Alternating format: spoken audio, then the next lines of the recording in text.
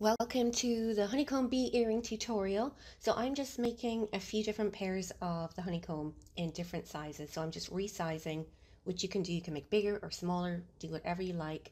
And then I'm making a few pairs of bees also in different sizes. So just remember, depending on how you want those beads to come out, you can either engrave or score.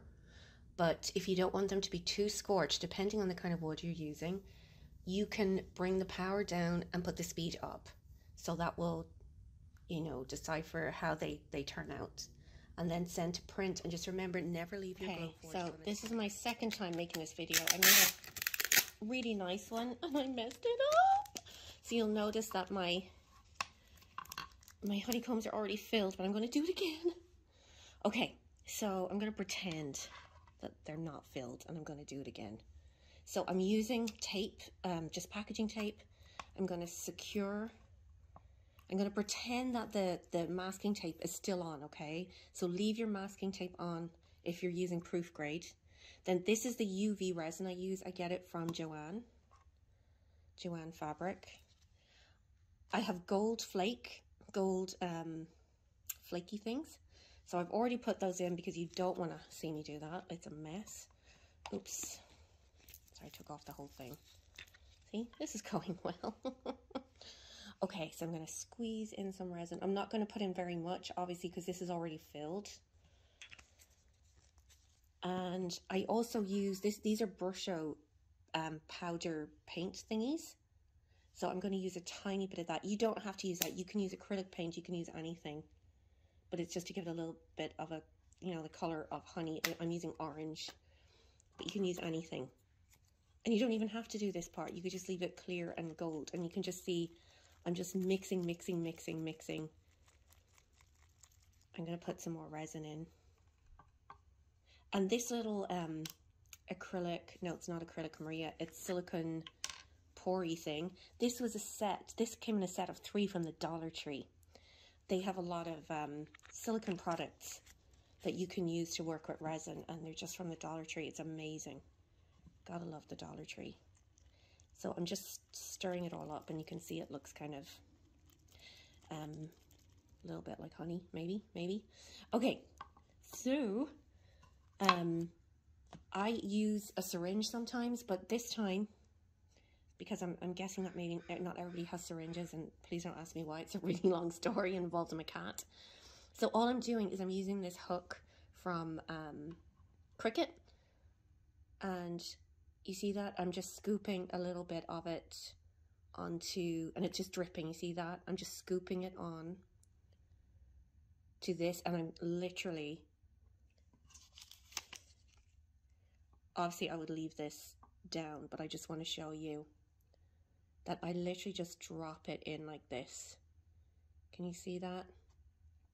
So I'm scooping it, and I'm just dropping tiny bits of resin, and it works really well with the tiny syringes I have too. But I'm just scooping it and dropping it into the holes, okay? And the really important thing is, when you finish doing this, then you're going to take off your masking tape, okay? So pretend I still have the masking tape on.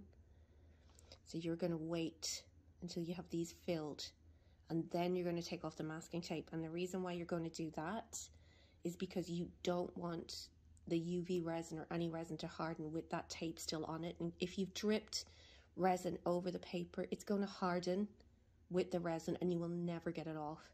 And then trying to get it off with sandpaper, you'll ruin your wood. So you can tell I've made that mistake. So that's all I'm doing. I'm literally just taking little pieces of the resin and just dropping it into these holes. So I can be really thorough. Okay, and it's still on the plastic. So now it's obviously safe to take off your masking tape, which is what I'm doing before I bring them outside to dry. So you want to pull off that masking tape. As I said, if you dry it with the tape on, you're going to get a lovely surprise.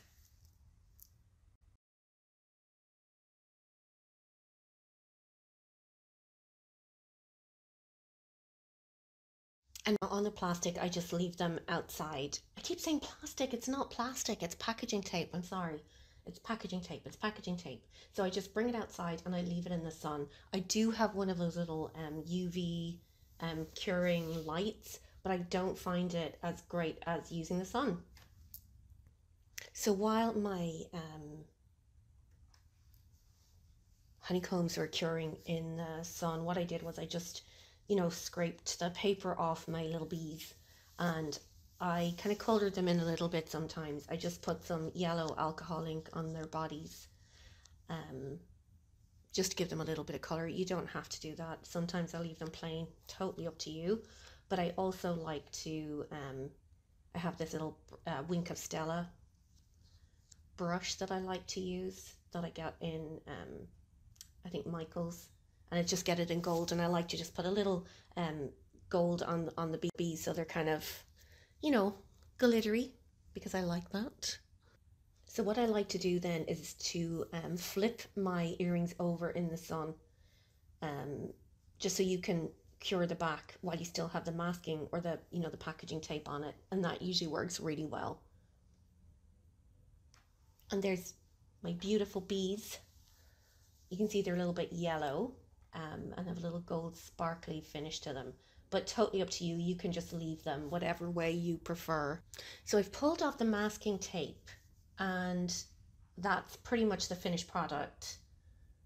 You can see that they dry really well. The back is always a little bit flat from the tape, but that's perfectly okay. That's going to be the back of the earring.